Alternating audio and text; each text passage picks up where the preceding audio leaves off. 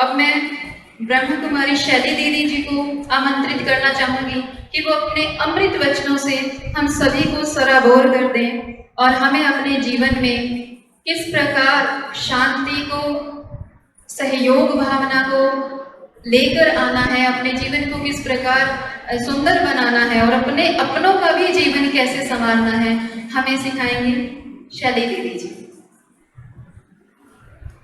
ओम शांति, ओम शांति। आज प्रजापिता ब्रह्मा कुमारी ईश्वरीय विश्वविद्यालय की तरफ से एक टीम के रूप में हम सभी जो आपके समक्ष हैं, सबसे पहले मैं स्कूल मैनेजमेंट का, प्रिंसिपल मैम का और आप सभी का धन्यवाद करना चाहूँगी कि आप सभी से इंटरेक्ट करने का एक प्लेटफॉर्म जो आप सभी ने हमें दिया है, जिससे हम अपनी बात आप तक पहुंचाकर आपके द्वारा देश के और स्पेशली यहाँ जो हमारी लोकल यंग जनरेशन है उन तक पहुंचा सकें।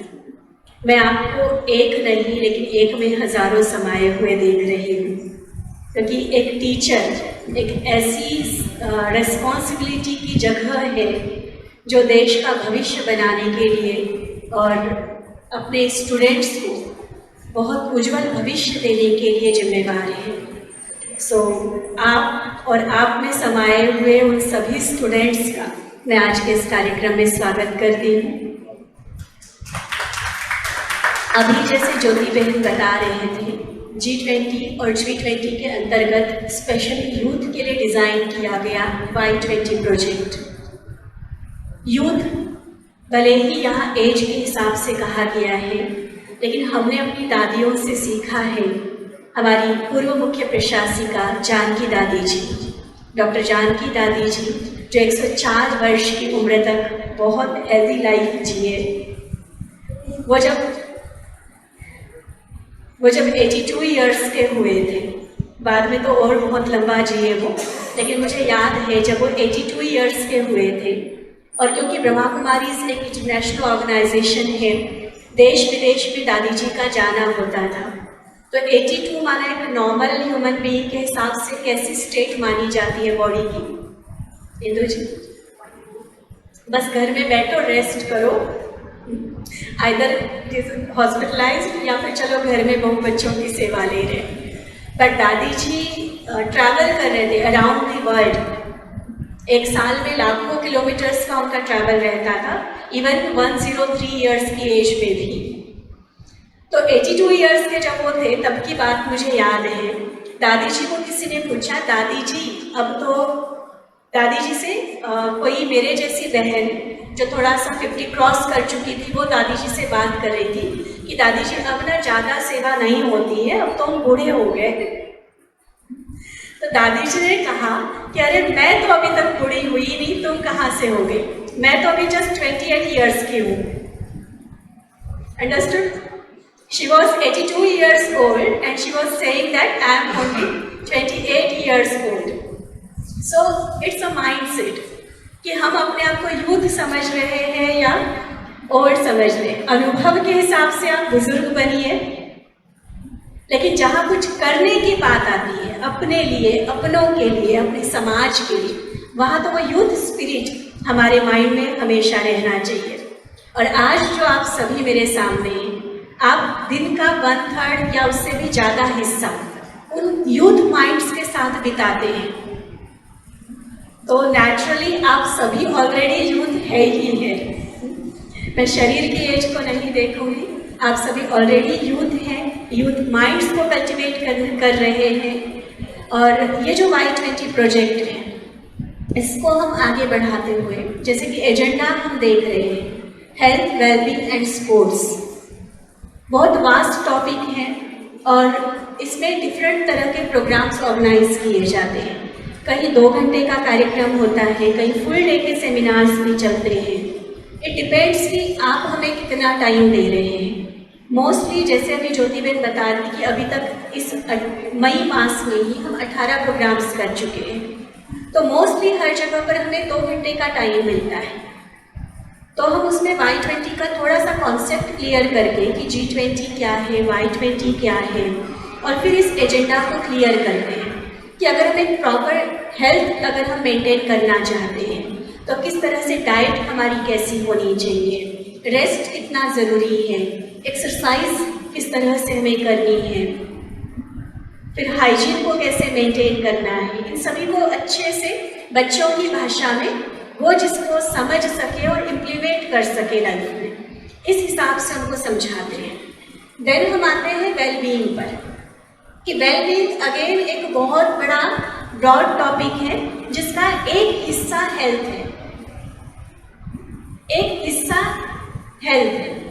वेलबींग में हम पूछते हैं बच्चों को, जब कोई पूछता है आप कैसे हो, तो पीछे एक फिल्म आई थी तो उसमें हीरो बताता है चाहे कुछ भी हो जाए बस yes all is well, that is positive thinking. So wellbeing माना सब कुछ ठीक होना एक ये बात है, लेकिन सब कुछ कितना भी मेसी होते हुए भी मैं अपने आप को ठीक रखूं, वेलबींग में सबसे पहली बात वो आती है, जिसके लिए इमोशनली स्ट्रांग होना, अपनी हेल्थ को अच्छे से मेंटेन करना, अपने रिलेशनशिप्स को अच्छे से प्यार से चलाना और फिर सेल्फ डिपेंडेंट फाइनेंशियली, ये सारी बातें वेलबींग में शामिल हैं।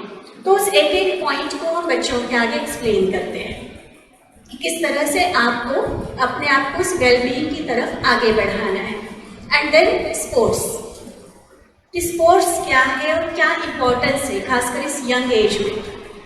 हम बताते हैं बच्चों को कि बड़े होने के बाद शायद आप चाहकर भी मैदान में नहीं उतर पाओगे, वो जो आउटडोर गेम्स होते हैं जो हमारी ग्रोथ के लिए ज़रूरी होते हैं वो आप नहीं कर पाएंगे, लेकिन ये एक एज पीरियड है आपका जब आप अपने आप को पर्सनालिटी को भी डेवलप कर सकते हैं, मेंटली भी स्ट्रांग बन सकते हैं, फिजिकल स्टैमिना को अपने बढ़ा सकते हैं।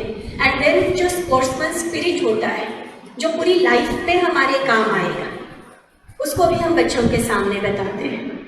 आज आप सभी क्योंकि टीचर्स हैं हमारे सामने, तो मैं उस टॉपिक को उस तरह से नहीं लेने जा रही हूँ, वो तो जब हम आपके पास आएंगे, आपके स्टूडेंट्स के लिए कराएंगे, तब उस प्रॉपर टॉपिक को हम लेंगे। चाहे हम कॉलेज में जाते हैं तो मैम, या हम स्कूल में जाते हैं 9th ऑनवर्ड बच्चों को हम लेते हैं उसमें। और ये जो प्रोजेक्ट है सिर्फ स्कूल कॉलेज तक सीमित नहीं है, क्योंकि ये एज ग्रुप है 15 to 35। सो जो भी प्रोफेशनल यूथ्स हैं, NGOs हैं, कई सारे यूथ NGOs हैं, चाहे वो ग्रामीण युवा हैं, वहाँ भी बहुत तरह के संगठन हमें मिलते हैं। तो ऐसे 2 प्रोग्राम्स हम वो भी कर चुके हैं जहाँ पर ग्रामीण युवाओं को हमने इकट्ठा किया और उसमें फोकस कराया मेनली नशा मुक्ति पर, जो Y20 का ही एक हिस्सा है। तो इस तरह के जहाँ जैसी आवश्यकता है, नेचुरली जब हम स्टूडेंट्स को करेंगे तो उनकी जो स्टूडेंट लाइफ है उसको फोकस करते हुए इस टॉपिक को एक्सप्लेन करते हैं। सो जब हम आपके पास आएंगे, इस होप के साथ मैं बोल रही हूँ कि आप हमें बुलाएंगे, तो जब हम आपके पास आएंगे तो स्टूडेंट्स को हम उस हिसाब से इस टॉपिक पर समझाएंगे। लेकिन क्योंकि आज टीचर्स, एक गुरु का स्थान जो व्यक्ति के जीवन में बहुत ऊंचा होता है, ऐसे आप सभी टीचर्स हमारे सामने हैं, तो एक टॉपिक हमने चूज किया आपके लिए, एमिंग फॉर एक्सीलेंस। सभी अपनी लाइफ में एक्सेल करना चाहते हैं। चलिए छोटी सी एक्टिविटी करते हैं हम। आप सभी से रिक्वेस्ट है, आप अपने अपने स्थान पर खड़े हो जाएंगे और पेयर्स बना लें।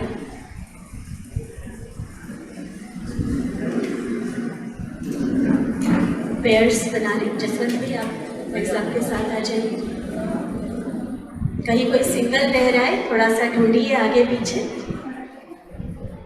एक बार हाथ उठा के बताएंगे, मिल गए आपको पार्टनर्स अपने अपने? यस।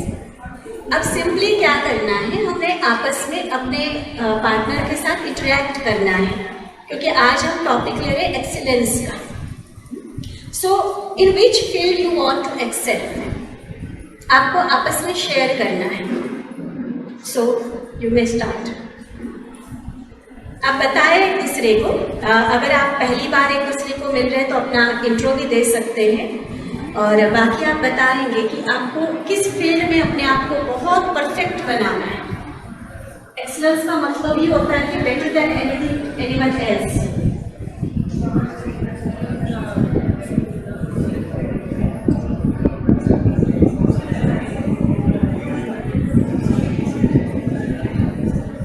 वो कोई भी फील्ड हो सकता है, सेल्फ के लिए हो सकता है, फैमिली के लिए हो सकता है, अपने प्रोफेशन के लिए हो सकता है, सोसाइटी या अपने देश के लिए हो सकता है।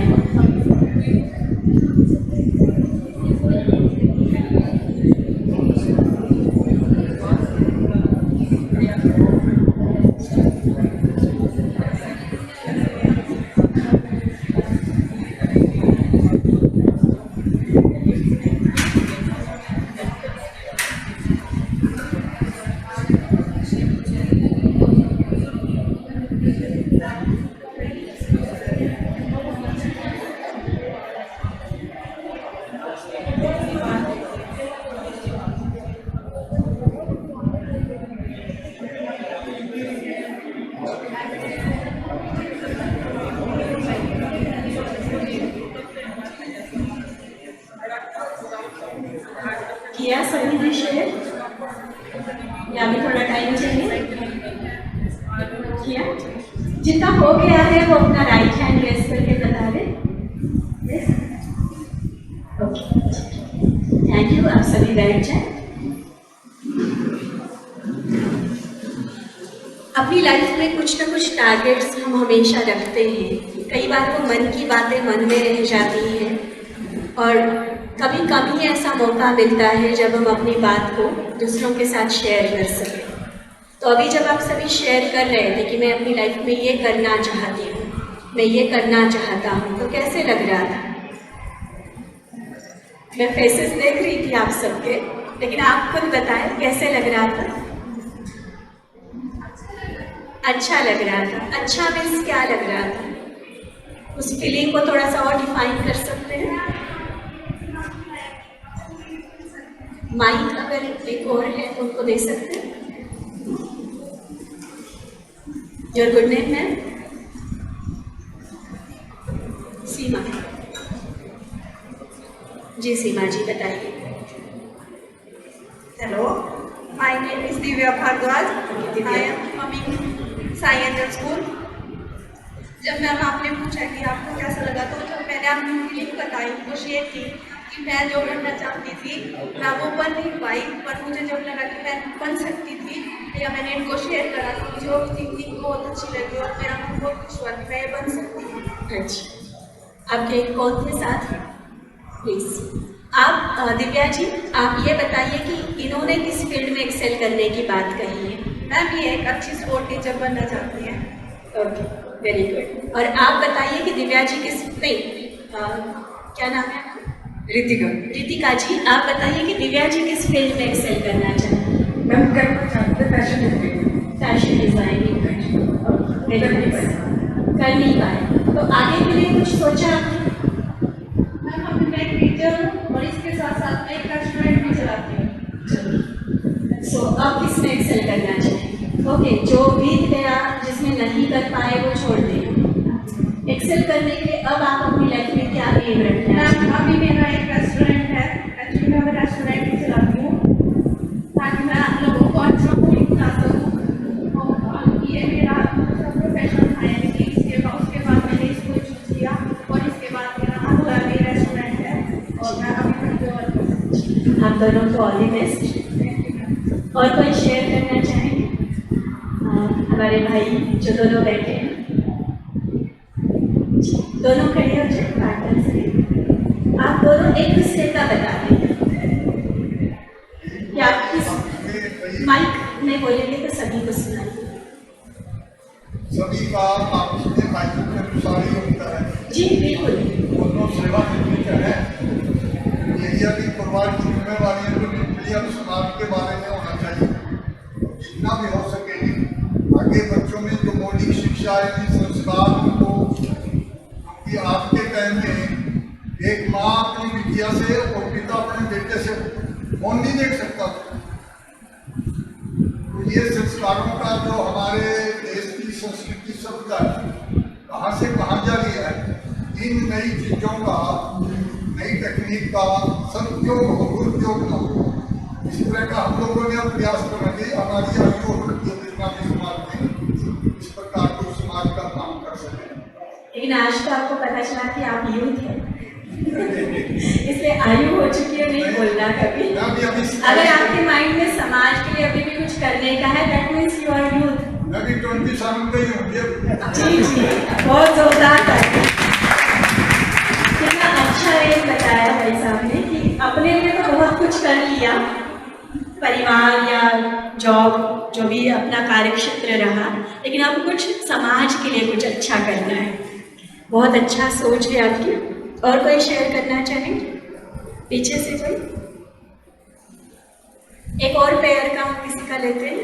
यस, अपनी इच्छा से हाथ उठाए। कोई करना चाहेंगे शेयर? इंदु मैम और रूबी मैम, आप कर लीजिए। प्लीज माइक दे दीजिए दोनों को।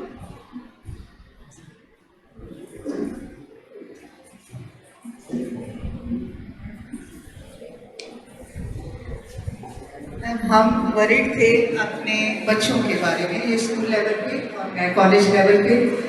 जब कॉलेज लेवल पे हम देखते हैं कि बच्चों में मॉरल वैल्यूज नहीं है, अच्छा नहीं है, हम कहते हैं कौन से स्कूल से आए हो। और इनको मैं कह रही थी कि यहाँ पर स्कूल में आप किस तरह की डिफिकल्टी फेस करते हो, क्योंकि एक बाउंड्रीज टीचर्स के लिए बन गई हैं। आप बच्चे को डांट नहीं सकते, कुछ कह नहीं सकते, कुछ भी।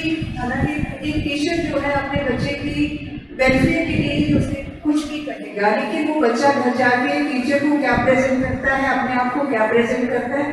तो हमारे लिए, टीचर्स के लिए बहुत बड़ी बाउंड्रीज है कि हम बच्चों में मॉरल वैल्यूज वेल करें, चाहे वो स्कूल टीचर है, चाहे कॉलेज टीचर है, कैसे करें। तो हमने ये बातें डिस्कस की कि हमें करना क्या चाहिए। अब आप कुछ ऐड करना चाहेंगे?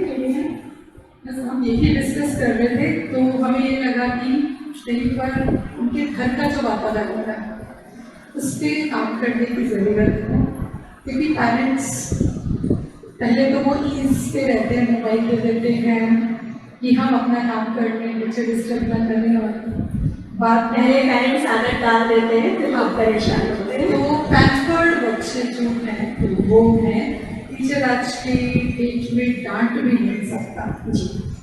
तो हम बच्चों के भविष्य के बारे में ही चिंता करते रहे जी। Thank you very much. हम सभी ने एक जो छोटी सी एक्टिविटी, मैं सिर्फ ये चाह रही थी कि कई बार मन में वो सोई हुई कुछ इच्छाएं होती हैं, हम करना चाहते हैं, लेकिन कई बार ऐसा होता है कि हम शेयर तक नहीं कर पाते। करना तो और आगे की बात है, हम शेयर तक नहीं कर सकते, क्योंकि हमें लगता है कि हम अगर ये बात किसी को बोल देंगे और मेरा मजाक उड़ेगा तो, क्योंकि ये तो इम्पॉसिबल सी बात है दुनिया के हिसाब से, और मैं सोच रही हूँ कि मैं ऐसा करूँगी, क्योंकि हम बात एक्सीलेंस की कर रहे हैं, हम जस्ट बीइंग गुड और बीइंग बेटर की बात नहीं कर रहे हैं। एक्सीलेंट, जिसके लिए हमने बचपन से सुना है कि नो वन इज परफेक्ट, पहले से हमने सोच लिया कि वो परफेक्शन, एक्सेलेंस, ये सारी शायद बहुत आउट ऑफ रीच की बातें हैं। लेकिन अगर चाहे तो क्या नहीं हो सकता। लीजेंडरी पर्सनालिटीज़ की सक्सेस स्टोरीज हम जितनी देखें उसमें दिखाई देगा, प्रॉब्लम्स हर एक के सामने रही है, डिफरेंट सिचुएशंस, चैलेंजेस हर एक के सामने आए हैं, बट उन्होंने एक एम रखा और उसको अचीव करके दिखाया। तभी आज हम उनको याद करते हैं, अपने लिए, अपने आगे बच्चों के लिए, स्टूडेंट्स को उनका हम एग्जाम्पल देते हैं, उनकी फ़ोटोज़ लगाते हैं, उनके डेज सेलिब्रेट करते हैं।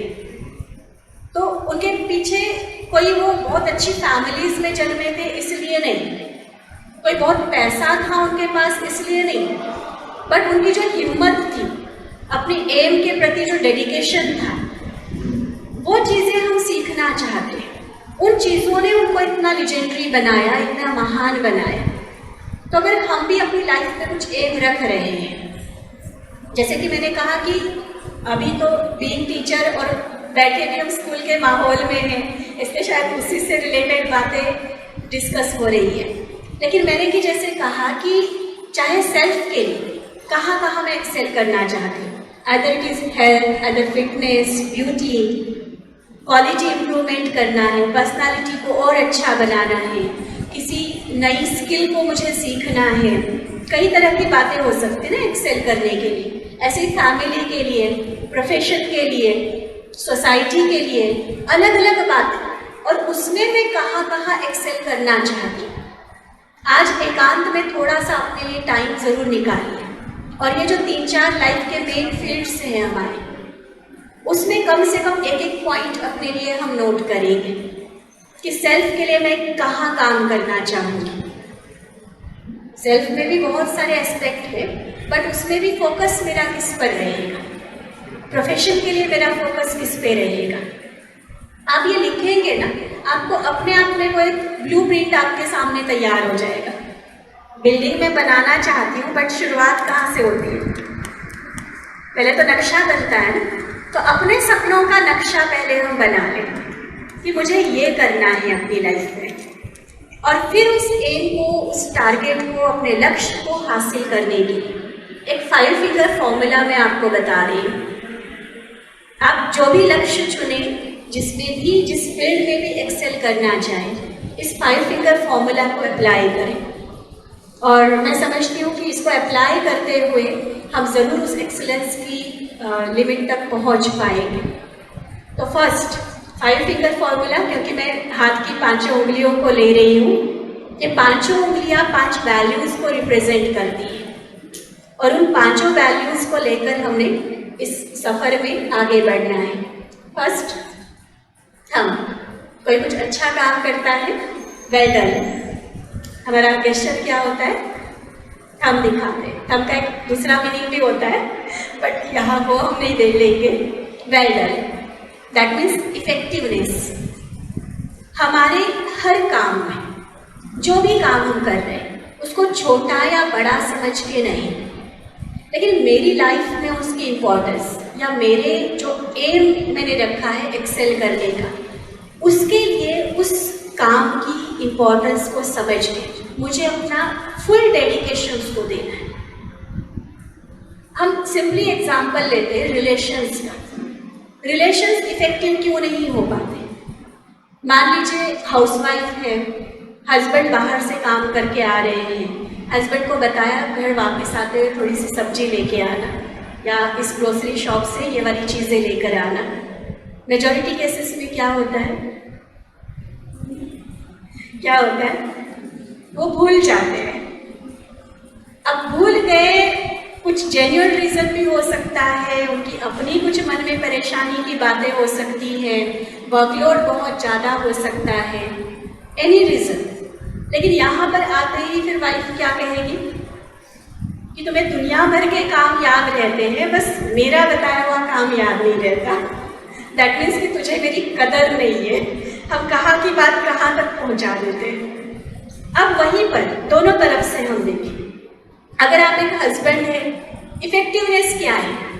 ज़रूरी है ना काम, थोड़ा सा याद रखिए, ये टेक्निकल चीज़ों को थोड़ा सा यूज़ कीजिए। हमारे भाई साहब कितनी अच्छी बात कह रहे थे कि टेक्नोलॉजी बहुत सारी है, बस उसको सही यूज़, सही रीति यूटिलाइज करना ज़रूरी है। आप रिमाइंडर लगा लीजिए ना, बात छोटी सी है, लेकिन वो भूलने के कारण रिलेशनशिप में प्रॉब्लम तो आ रही है। हम कदर तक और इम्पोर्टेंस तक पहुंच रहे कि तुम्हें मेरी कदर ही नहीं है। तो याद रखना, ये इफेक्टिवनेस है। और अगर हम वाइफ के रोल में हैं, तो आप उस बात को समझे, आप रिमाइंड करा दीजिए। आपको घर के काम के लिए वो चीज़ चाहिए, आपने सुबह सवेरे बता दिया था कि आप वापस आते हुए ये ले आइए, कोई बात नहीं, 5 बजे उन्होंने घर आना है, 4 बजे आप एक बार रिमाइंड करा दीजिए, ताकि आपके घर में भी वो चीज़ ना होने की वजह से थोड़ी सी जो गड़बड़ होनी थी वो ना हो। इफेक्टिवनेस बहुत बड़ी चीज़ नहीं है, बट वो रिजल्ट्स बहुत बड़ी लाती है हर छोटे बड़े काम में, कि मुझे उसको इफेक्टिवली करना है, अपनी तरफ से परफेक्ट देना है। अगर ये हम अपने साथ प्रॉमिस करें, किसी और को दिखाने के लिए भी नहीं, अपनी सेटिस्फैक्शन के लिए। कई बार क्या होता है कि दूसरों को तो वो चीज़ बहुत एक्यूरेट लग रही होती है, लेकिन मुझे पता होता है कि मैंने काम चलाओ काम किया हुआ है, तो क्या होता है, दूसरे बड़े तारीफों के पुल बांधेंगे भले, खूब अप्रिशिएट करेंगे, लेकिन अंदर थोड़ी सी हमें कमी फील हो रही होती है, नहीं मैं इससे ना और बेटर कर सकती थी, मैं इससे और बेहतर दे सकता था। सो उसको भी इफेक्टिव हम नहीं कहेंगे। इफेक्टिव माना सबसे पहले मेरा दिल गवाही दे, यस तुमने एक्यूरेट काम किया है, तुमने बहुत सही काम किया है, एंड देन फिर बाकी सभी के जो ओपिनियंस आते हैं, कई बार क्रिटिसिज्म भी आएगी, सो क्रिटिसिज्म को भी पॉजिटिवली एक्सेप्ट करके, क्रिटिसिज्म हो रही है दैट मीन्स कि और थोड़ा सा मार्जिन है, इफेक्टिवनेस के थोड़ी सी अभी भी कमी और है, कोई बात नहीं, थैंक यू, अगली बार और आपको अच्छा मिलेगा। सो इफेक्टिवनेस हर काम में, चाहे वो सेल्फ के लिए है, रिलेशंस में है, कोई भी प्रोफेशनल काम हम कर रहे हैं, ये खुद से खुद के साथ प्रॉमिस है, मुझे हर काम इफेक्टिवली करना है। नेक्स्ट हमारा फिंगर है इंडेक्स फिंगर। कहीं भी कोई डायरेक्शन शो करनी होती है हम इस फिंगर को यूज करते हैं, है ना?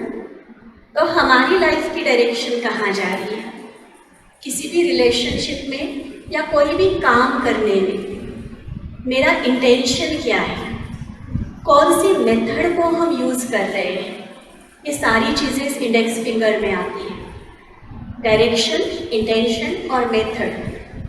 अगर सही इंटेंशन है, सही मेथड को यूज किया जा रहा है, तो एक्सीलेंस तक पहुंचने से हमें कोई नहीं रोक सकता।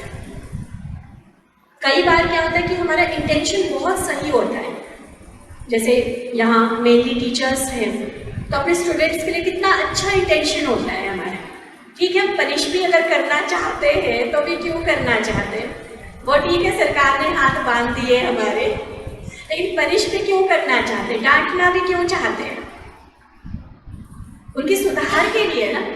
इंटेंशन मेरा बहुत सही है, लेकिन कई बार हरकत गलत हो जाती है, मेथड तरीका गलत हो जाता है, और इसलिए फिर जो डिजायर्ड रिजल्ट्स होते हैं उसको हम अचीव नहीं कर पाते हैं। माँ बाप, कौन माँ बाप चाहते हैं कि मेरे बच्चे का नुकसान हो? चाहता है कोई? नहीं। हर तरीके से वो अपने बच्चे को अपने से भी कई गुना बेहतर देखना चाहते हैं, लेकिन बच्चे का अपना इंटरेस्ट है, उसकी अपनी कैपेसिटी है, इंटेलेक्चुअल एंड मेंटल उसकी जो भी लिमिट्स हैं, उन सभी बातों को कंसिडर करके फिर एक सही मेथड को चूज किया जाए, ये बहुत ज़रूरी है हर रिलेशन में और जिस भी प्रोफेशन में हम हैं, वहाँ उस मेथड को और अपनी इंटेंशन को सही करके हम चले तो हमारी एक्सीलेंस हम उसमें अचीव कर सकते हैं। देन नेक्स्ट फिंगर हमारा मिडल। देखिए सभी अपना हाथ, सबसे ज़्यादा हाइट किसकी है? हमारे मिडल फिंगर की। तो ये मिडल फिंगर अपनी हाइट से हमें ये बता रहा है कि हमारे कैरेक्टर की हाइट इतनी अच्छी हो, हमारा बिहेवियर, प्रैक्टिकल व्यवहार से व्यक्ति की पहचान होती है। इंटेंशन को तो मैंने राइट कर लिया, बट व्यवहार में वो रिस्पेक्ट, वो प्यार, वो विश्वास, वैल्यूज की जो हम बात करते हैं, अगर व्यवहार में नहीं है, प्रैक्टिकल फील्ड में हम उन वैल्यूज को नहीं अपना रहे हैं, तो क्या होगा? एज अ पर्सन या एज अ प्रोफेशनल हम सक्सेसफुल नहीं हो पाएंगे। जिस प्रोफेशन के लिए जो वैल्यूज जरूरी है, हर प्रोफेशन की अलग अलग वैल्यूज हो सकती है, और कुछ ऐसी वैल्यूज है जो कॉमन है, हर फील्ड में जरूरी है। तो चाहे इंडिविजुअल अपने प्रोफेशन के हिसाब से, चाहे कॉमन रूप में, चाहे फैमिली के हिसाब से, चाहे सेल्फ के लिए, कौन कौन सी वैल्यूज मुझे प्रैक्टिकल बिहेवियर में लाना जरूरी है, थोड़ा सा हमें वो एनालिसिस खुद का करना होगा। कई बार देखा ये जाता है, ठीक है, समाज में कुछ ना कुछ एटिकेट्स बने हुए होते हैं, स्कूल में भी हम अपने बच्चों को मैनर्स सिखाते हैं, लेकिन खुद हम क्या कर रहे होते हैं? हम एक लिविंग एग्जाम्पल बनेंगे, एक एक्चुअल गुड बिहेवियर क्या होता है, बहुत ऊंचा चरित्र क्या होता है, मूल्यवान जीवन क्या होता है, वो प्रैक्टिकल मेरी लाइफ एग्जाम्पल बने दूसरों के। इससे क्या होगा कि मैं खुद भी अपने आप से सेटिस्फाइड रहूँगी और जहाँ जिस फील्ड में हम एक्सेल करना चाहते हैं उसको भी हम ज़रूर अचीव कर सकेंगे। देन 4th फिंगर, जिसमें हम रिंग पहनते हैं, तो रिंग फिंगर भी इसको बोला जाता है, अनामिका। ये हमें रिप्रेजेंट करती है सेल्फ इम्प्रूवमेंट के लिए। सेल्फ इम्प्रूवमेंट, जैसे एक छोटी सी स्टोरी मैं आपको शेयर कर रही हूँ। कहते हैं कि एक बार एक गुरुजी ने अपने शिष्य को 2 बैग्स दे दिए और वो 2 बैग्स देकर उसको बोला कि तुम जाओ शहर में घूमो, ये तुम्हारा एक ट्रायल पीरियड है, तुम्हारी टेस्ट भी इसमें होनी है और तुम्हें बहुत कुछ सीखने को भी मिलेगा। 1 साल तक उसको घूमने के लिए बोला। और वो 2 बैग्स जो दिए थे, किस लिए दिए थे, उसका पोजीशन बताया गया था। एक जो वाइट वाला बैग था उसको तुम्हें आगे रखना है और जब भी जिस भी पर्सन से तुम मिलोगे उसकी जो गुड क्वालिटीज़, जो अच्छी बातें तुम्हें दिखेगी, उसको तुमने अपनी वाइट बैग में जो कि आगे रखनी है उसमें डालते जाना है। और एक ब्लैक बैग था, उसको तुमने पीठ पे रखना है और जब भी तुम किसी व्यक्ति के साथ मिलोगे तुम्हें भी कुछ ना कुछ कमी भी दिखाई देगी। अभी सतयुग तो नहीं है ना, तो अच्छी बुरी सब तरह की चीज़ें मिलेंगी सभी लोगों में। तो जब कभी तुम्हें किसी की बुराई दिखेगी ना, किसी की गलती दिखेगी, तो क्या करना, उसको पीठ वाली ब्लैक बैग में डाल देना। बहुत सिंपल सा टास्क था। शिष्य ने कहा ओके, जैसा आप कहते वैसे ही मैं करूँगा। अभी वो चल पड़ा था, आश्रम से थोड़ा सा ही दूर गया और उसको एकदम से ठोकर लग गई। ठोकर लगने के कारण वो गिर गया। कोई बात नहीं, कोई ज़्यादा चोट वगैरह नहीं लगी थी, वो संभल गया और फिर से चलने लगा। लेकिन इसमें गड़बड़ क्या हो गई, आगे का बैग पीछे और पीछे का आगे हो गया। ब्लैक बैग आगे हो गया और वाइट बैग पीछे हो गया। और फिर वो जो 1 साल घूमता रहा, आप समझ सकते हैं क्या किया होगा उसने। जिस किसी की गलती देखी, जिस किसी की बुराई देखी, सब आगे डालता गया और जिसकी भी कोई अच्छाई दिखी उसको पीठ वाली बैग में डालता गया। तो क्या हुआ होगा रिजल्ट, बड़ा बोझिल, बड़ा परेशान, पता नहीं गुरुजी ने क्या दिया काम। ऐसे तो सही था, जब सुना था तब तो अच्छा ही लग रहा था, बड़ा सिंपल इजी सा लग रहा था टास्क। पता नहीं ये कब साल पूरा होगा और कब मैं जाकर इससे छुटकारा पाऊंगा। पहुंचा आखिर गुरुजी के पास। गुरुजी तो देखते ही उसको सारी बात समझ गए कि तुमने तो गड़बड़ कर दी। जो बैग आगे रखना था उसको पीछे, पीछे वाले को आगे कर दिया। अब चलो उस शिष्य को तो 1 साल में अपने आप में सुधार हो गया, पता चल गया गुरुजी जो साथ थे उसके। लेकिन हम सभी अपनी प्रैक्टिकल लाइफ में क्या करते हैं, क्या करते हैं? We are social animal. बहुत सारे लोगों के साथ फैमिली में, वर्क फील्ड में, समाज में हम रहते हैं, लेकिन वहाँ पर हम क्या करते हैं, हम दूसरों की बुराइयाँ दिखती हैं, छोटी सी छोटी बुराई भी होगी, उसको बिल्कुल लेंस के थ्रू देखकर जैसे एनलार्ज करके देखते हैं कि इसने ऐसा किया ही कैसे। और अपनी बुराई जब होगी तो उसको हम इग्नोर कर देते हैं। किसी ने मेरे लिए कुछ अच्छा किया, जैसे माँ बाप के लिए आजकल के बच्चे कहते हैं कोई बात नहीं, पैदा किया है तो परवरिश की तो क्या बड़ी बात है।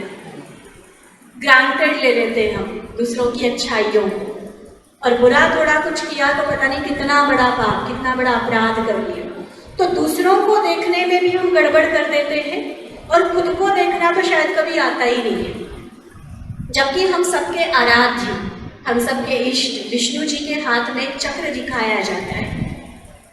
उस चक्र का नाम क्या है? क्या चक्र का नाम है? सुदर्शन चक्र, है ना। वो सुदर्शन वो वही वाली थी, वाइट बैग आगे रखो और उसमें सु माना जो गुड है वो डालते जाओ। एक तो सु को भी हमने छोड़ दिया, इसका एक और नाम होता है स्वदर्शन चक्र। स्व means self, self realization and then self improvement. मेरे अंदर मेरी खुद की पर्सनालिटी में, मेरी खुद की थिंकिंग में, मेरे एटीट्यूड में, मेरे बिहेवियर में कहाँ कहाँ मुझे इम्प्रूवमेंट की ज़रूरत है। हम क्रिकेट देखते हैं, बोलते हैं इसने ऐसा क्यों स्ट्रोक किया, इसको ऐसे नहीं करता, ऐसे करता ना तो पूरा छक्का लग जाता, अच्छे से सिक्सर जाता, बाउंड्री पार बॉल चला जाता, इसने ना गलती कर दी। फिर राजनीति जो होते हैं, ये मोदी जी ने आज ही क्यों 2000 के नोट बंद कर दिए, थोड़ा इलेक्शन हो जाता उसके बाद करते, अच्छी वोट बैंक हो जाती, अब पता नहीं उनका क्या हाल होगा। इसको ये नहीं करना चाहिए था, उसको वो नहीं करना चाहिए था। सारी दुनिया भर के लिए हम गुरु बनकर रेडी होते हैं, लेकिन मुझे क्या करना चाहिए, मुझे क्या नहीं करना चाहिए, उसके लिए हम टाइम कितना देते हैं। अगर हम लाइफ में एक्सेलेंस को हासिल करना चाहते हैं तो self improvement, self analysis, self checking, ये सारी बातों पर उसके लिए टाइम देना बहुत ज़रूरी है। जैसे हम वो मिरर देखते हैं कि मेरा फेस ठीक है, मेरी ड्रेस ठीक है, ऐसे मेरी लाइफ, मेरी पर्सनालिटी, मेरा वैल्यू सिस्टम वो ठीक है या नहीं, वो दर्पण देखना, वो मिरर देखना हम कई बार भूल जाते हैं। और कहीं अगर कोई दूसरा मुझे बताने आए तो वो तो मेरा दुश्मन ही हो जाता है। जबकि हमारी संस्कृति क्या कहती है, निंदा हमारी जो करे, निंदा हमारी जो करे मित्र हमारा सो। लेकिन क्या रियली में वो मित्रता स्वीकार होती है? लेकिन रियली में मित्रता ही लगनी चाहिए कि शायद मैं अपने आप से अपनी बीमारी को नहीं एनालाइज कर पाई थी, लेकिन कितना भला हो उस व्यक्ति का कि उसने आकर मुझे बताया कि देखो आप एक्सेल करना चाहते हो और ये यहाँ पर आपकी नाव में छेद है, कैसे पहुँचोगे मंजिल पर, उसका तो थैंक्स करना चाहिए ना। कई बार रास्ते में होता है ना, हमारी कार का डोर खुला रहा होता है और हमारे आसपास जाने वाले लोग तुरंत चाहे हॉर्न बजा बजा के, चाहे हमारे लिए रुक के हमें बता देते हैं, भाई जी बहन जी आपका ना कार का डोर खुला है। उनको क्या पड़ी थी, एक्सीडेंट होता तो मेरा होता, लेकिन उन्होंने रुक के बताया तो हम क्या करते हैं, दुश्मन बना लेते हैं उनको, थैंक यू करते हैं। तो इसी तरह से अगर मेरी पर्सनालिटी में कोई कमी निकाल रहा है, ऐसे तो खुद से ढूंढनी आनी चाहिए, खुद से नहीं आ रही है, कोई दूसरा बता रहा है तो अच्छी बात है, सेल्फ इम्प्रूवमेंट और फास्ट स्पीड से हो जाएगा फिर। इसलिए सेल्फ इम्प्रूवमेंट जो रिंग फिंगर हमारी रिप्रेजेंट करती है, एंड देन लिटिल फिंगर हमारी छोटी सी चीची उंगली जिसको कहते हैं, इसका तो कोई वैल्यू नहीं होगी ना, क्या कहें, इसमें तो इतनी ताकत है, इतनी ताकत है कि कहते हैं श्री कृष्ण जी ने अपनी इस छोटी उंगली के बल पर पूरा गोवर्धन पर्वत उठा लिया था। लेकिन तब उठाया था जब हर गोप और गोपी ने भी अपनी इस छोटी सी उंगली का सहयोग उनको दिया था। सो ये छोटी उंगली, ये टीम वर्क, कोऑपरेशन को रिप्रेजेंट करती है। हम चाहे जीवन में कितना भी ऊंचा लक्ष्य रखें, अगर हम अपनी टीम को साथ लेकर चलें, आप मान लीजिए एक माँ होने के नाते सोच रहे मेरे परिवार में सुख शांति रहे, बच्चे बहुत अच्छी अपनी पढ़ाई करें, घर परिवार में बहुत प्यार बना रहे, आपके अकेले चाहने से क्या होगा। बीइंग अ प्रिंसिपल आप सोचते हैं कि मेरी स्कूल की, मेरी कॉलेज की रिजल्ट इतनी अच्छी आए, बट आपके अकेले सोचने से क्या होगा। टीम चाहिए तो टीम वर्क, और टीम वर्क के लिए म्यूचुअल अंडरस्टैंडिंग, म्यूचुअल फेथ, इस तरह के वैल्यूज भी बहुत ज़रूरी होते हैं। सो टीम वर्क के साथ हम चले, जैसे कहते हैं एक और एक मिलकर 2 नहीं होता 11 होते हैं, मल्टीपल हो जाती है हमारी पावर। कम मेहनत और अधिक सफलता वो हम टीम वर्क के जरिए हासिल कर सकते हैं। और फिर वो फील्ड कोई भी हो जिसमें हम एक्सेलेंस को हासिल करना चाहते हैं, अगर इन 5 बातों को एक बार रिवाइज करें, दिस इज इफेक्टिवनेस, डायरेक्शन और intention, method, third one our character और बिहेवियर, फोर्थ सेल्फ इम्प्रूवमेंट, जिसके लिए ये स्टेप्स है, realization, analysis, criticism, correction, so self improvement. And fifth one team work, mutual cooperation, वो बहुत ज़रूरी है। फिर हम चाहे सेल्फ के लिए भी कई बार इस तरह के मोटिवेशनल लेक्चर्स या स्पिरिचुअल जो गुरुज हैं उनकी ज़रूरत हमें क्यों पड़ती है? अब सेल्फ के लिए करना है तो मैं अपने आप करूँ ना, नहीं, वहाँ भी एक टीम बन जाती है। अब Y20 का प्रोजेक्ट चला है, गवर्नमेंट के द्वारा कई सारी स्कीम्स निकाली जाती है, जनता का सहयोग ही ना हो तो क्या होगा? उन्होंने बड़े बड़े प्रोजेक्ट्स बना दिए, अरबों खरबों रुपए उसके लिए फंड डिसाइड कर लिए, लेकिन अगर जनता सहयोग ही ना दे, चाहिए ना सहयोग, तो चाहे वो देश को चलाने की बात है, चाहे वो घर को चलाना है, चाहे वो अपने स्कूल को चलाना है, किसी और NGO आदि के साथ हम जुड़े हैं उसको इफेक्टिवली चलाना है, या मुझे अपने आप को चलाना है। यहाँ भी कोऑपरेशन चाहिए मेरे मन और बुद्धि का, मेरे दिल और दिमाग का। कहीं इमोशनली हम बहुत ज़्यादा सेंटी हो जाते हैं तो विवेक हल्का पड़ जाता है। कई बार विवेक इतना हावी हो जाता है कि प्यार और भरोसा करना ही हम भूल जाते हैं दूसरों के ऊपर। सो कोऑपरेशन, टीम वर्क वो बहुत ज़रूरी है। और इन सभी पांचों बातों को लेकर अगर हम अपनी लाइफ में आगे बढ़ें तो अभी जो हम सबने शेयर किया था आपस में कि हम इस फील्ड में आगे बढ़ना चाहते हैं, अपने आप को और बेहतर परफेक्शन की तरफ ले जाना चाहते हैं, मैं उम्मीद करती हूँ कि इन सभी बातों को अप्लाई करते हुए हम ज़रूर एक्सेल कर पाएंगे। और फिर एक बात जो ज़रूरी है कि मेडिटेशन, इन पांचों उंगलियों को बांधने वाली ये हथेली, उसको तो इग्नोर नहीं कर सकते ना, नहीं तो पांचों उंगलियां अलग अलग अकेले क्या करेंगे। So be connected with the supreme, परमात्मा के साथ कनेक्टेड रहना, ये हमारी पांचों वैल्यूज़ को हमारे में भरने में, अपने लक्ष्य पर फोकस रखने में हमें हेल्प करेगा। मेडिटेशन बहुत सिंपल सी प्रोसेस है। नॉर्मली मैं 3 स्टेप्स में मेडिटेशन को बताती हूँ। First, positive orientation of mind, अच्छा सोचना सीखें हम खुद के लिए, सबसे पहले लाइफ में आने वाली हर सिचुएशन के लिए, अपने साथ के लोगों के लिए। पॉजिटिव अफर्मेशंस, पॉजिटिव थॉट्स हम क्रिएट करते चले। Second, self realizing your own self, या जिसको दूसरे शब्दों में हम कहते हैं knowing the self behind the selfie. Selfie का क्रेज है ना आजकल, लेकिन सेल्फी में तो बॉडी की पिक्चर आती है। उस बॉडी के पिक्चर में जो अंदर एनर्जी छिपी हुई है, जिसको हम सोल कहते हैं, जो एक स्पिरिचुअल एनर्जी है, उसको महसूस करना। और प्रेजेंटली अब उसकी कौन कौन सी क्वालिटीज़ को मैं प्रैक्टिकल लाइफ में ला रही हूँ, उसको चेक करना। That is realizing your own self. And third one is connecting with the supreme. जो भी कमी लग रही है मेरी पर्सनालिटी में, मेरी वैल्यू सिस्टम में, मेरे बिहेवियर में, मेरे करेक्टर में, वो उस हर कमी को पूरा करने के लिए परमात्मा जो क्वेश्चन है, source of all positive qualities, सागर कहा गया है उसको, प्यार का, शांति का, हर तरह की जितनी भी पॉजिटिव क्वालिटीज है उन सब का वो सागर है, अनलिमिटेड ओशन है।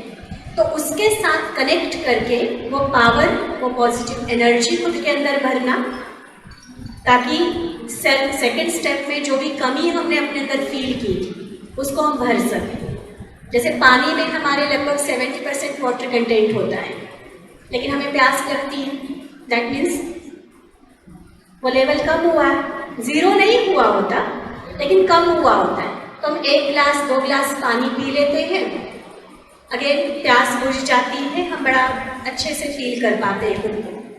तो हमारे में भी कोई 0 नहीं हुई है क्वालिटीज। जब हम मेडिटेशन करेंगे ना, पता चलेगा ऑलरेडी बहुत सारी शांति है, मैं हमेशा कोई गुस्सा करने वाला नहीं हूँ, मेरे अंदर बहुत सारी ऊर्जा है, एनर्जी है, शक्ति है, मैं कोई हमेशा हार खाने वाली नहीं हूँ, हमेशा डरने वाली, रूठने वाली नहीं हूँ, बहुत सारा प्यार है। तो जो है वो भी जागता जाएगा। और जहाँ कमी होगी, जैसे हमने देखा ना कि पानी की थोड़ी सी कमी होगी, हमें पता है किचन में पानी रखा हुआ है, जाकर हमने पी लिया। तो ऐसे परमात्मा के पास वो हर शक्ति का, हर गुण का पानी रखा हुआ है, जाकर पी लो।